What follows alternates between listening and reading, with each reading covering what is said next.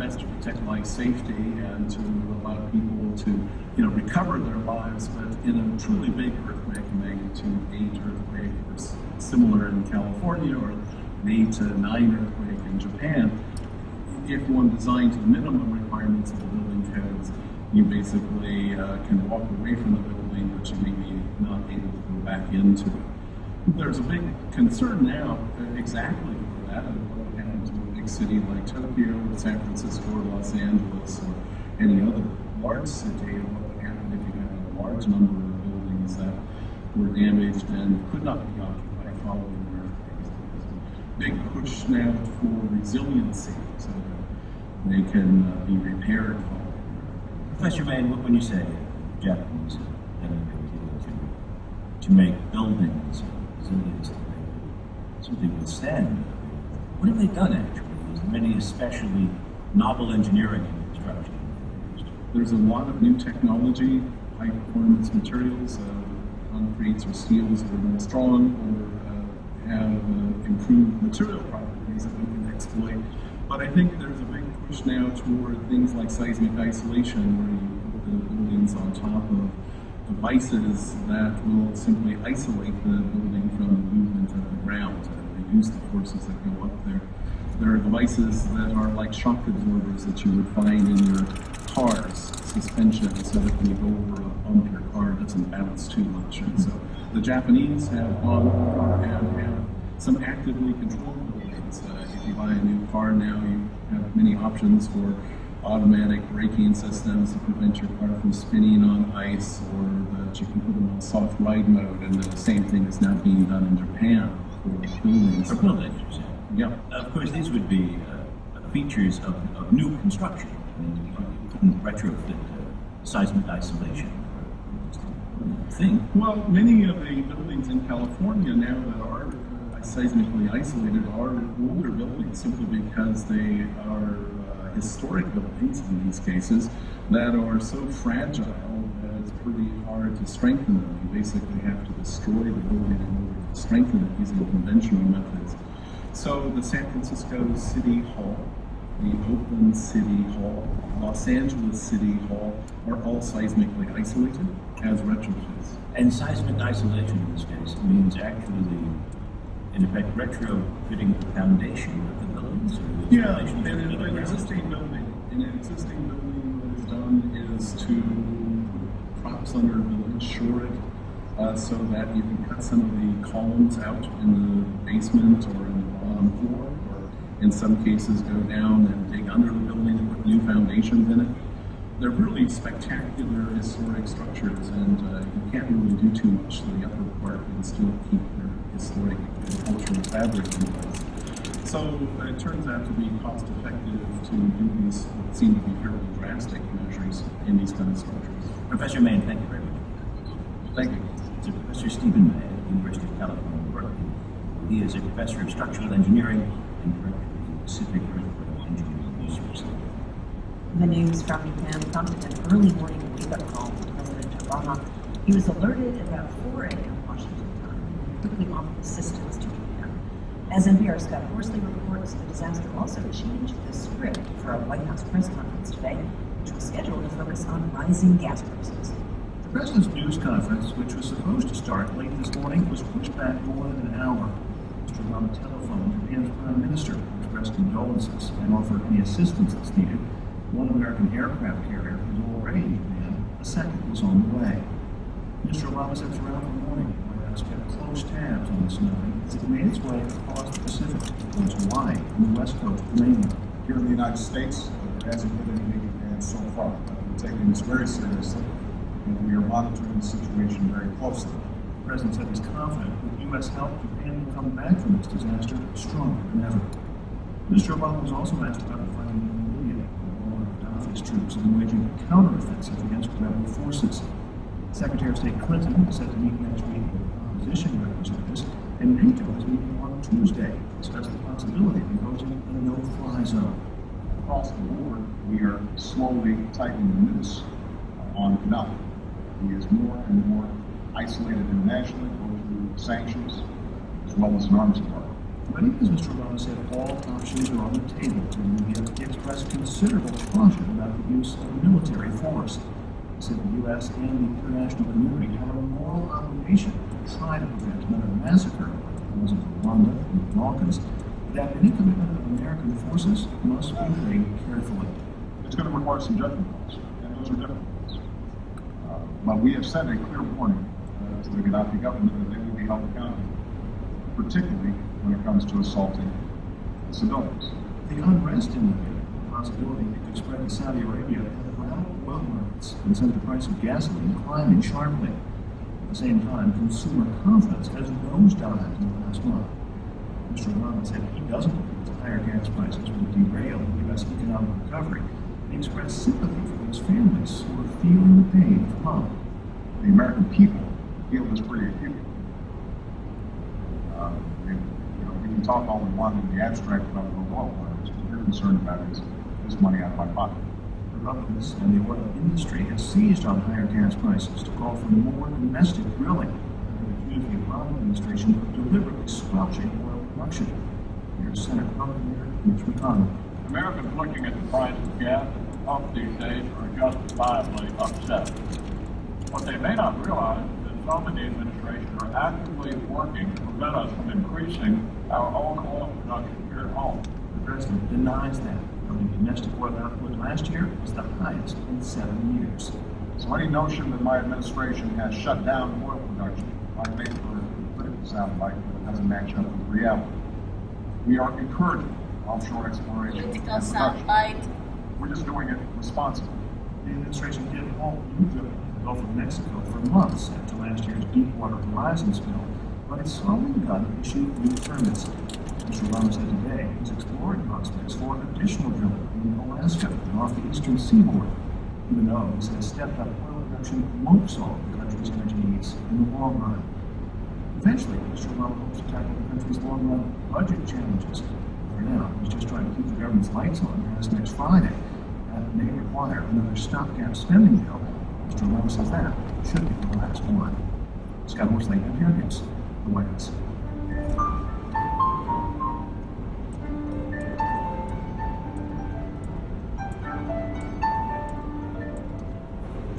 This is NPR. Support for 90.9 The Bridge comes from Robert Rawlings Architects of Sedalia, designing distinctively personalized, healthy, and energy-efficient structures to support the way clients aspire to work and live. Robert Rawlings Architects focuses on unique professional and residential projects.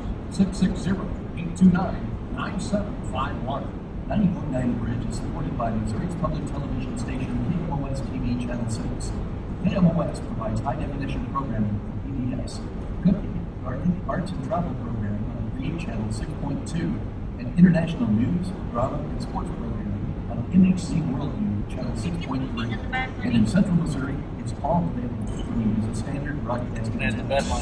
Thursday, May 5th, at noon by AMC, AMC Live, in support of 90.9 The Bridge, presents the movie news.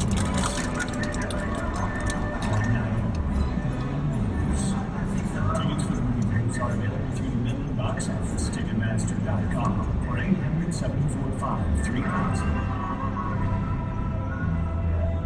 The Money News, Thursday, May 5th at noon by AMC, in support of 9.9 The Bridge. This is all things considered on NPR News. I'm Melissa Long. And I'm Robert C. As we heard a moment ago from Scott Horsley, there were questions about Libya today. The President Obama's White House news conference. The President cited the speed with which Libyan assets were frozen and sanctions were imposed, and he said that all options are on the table. That's the first issue we're putting on the table for our regular political commentators. Columnists David Brooks of the New York Times, good to see you, David. Good to see you. And EJ of the Washington Post and Brooks. Hi, good to be here. We've heard calls from some Democrats for the U.S. to impose a no-fly zone. Defense Secretary Gates, on the other hand, very cautious. David, is there a deep division? I don't think so. I mean, there were some different analyses of what's likely to happen, but I don't see a deep division. What you see is that the president has been cautious and has been cautious. The dog in the truck? It's not only a question of no-fly zones. We could be arming the rebels. There are a variety of things that could be doing to help unlaunch Gaddafi, and I think the administration has erred continually on the side of caution. Nonetheless, I was cheered by the press conference today. I thought the president's rhetoric, it emphasized the dynamic situation of policy. That maybe while we were too slow off the mark before, that was the way to see it. And that's what he used, like in the news as an important metaphor.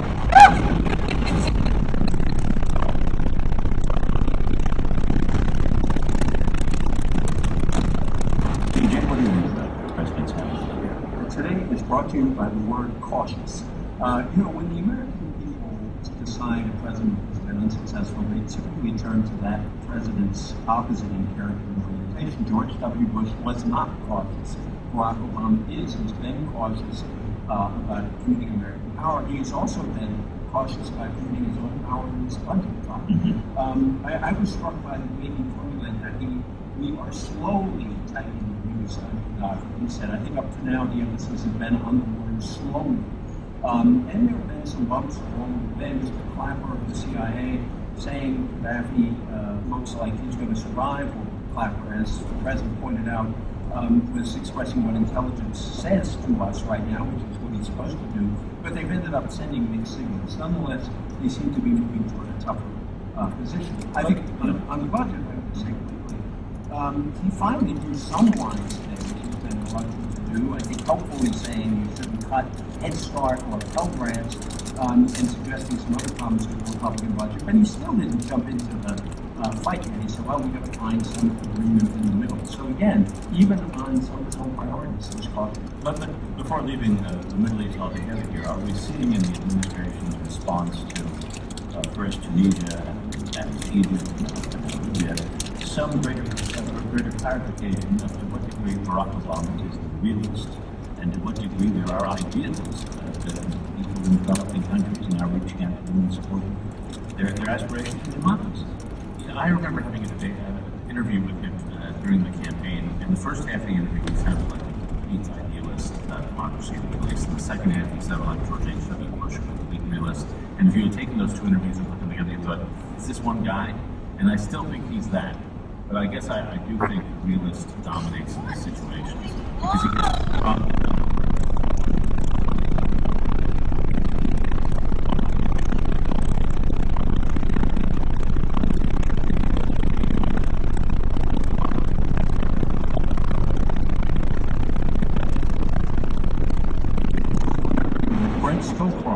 the first President Bush's foreign policy advisor, a quintessential realist, very much admired Barack Obama. I think there is more realist there than idealist.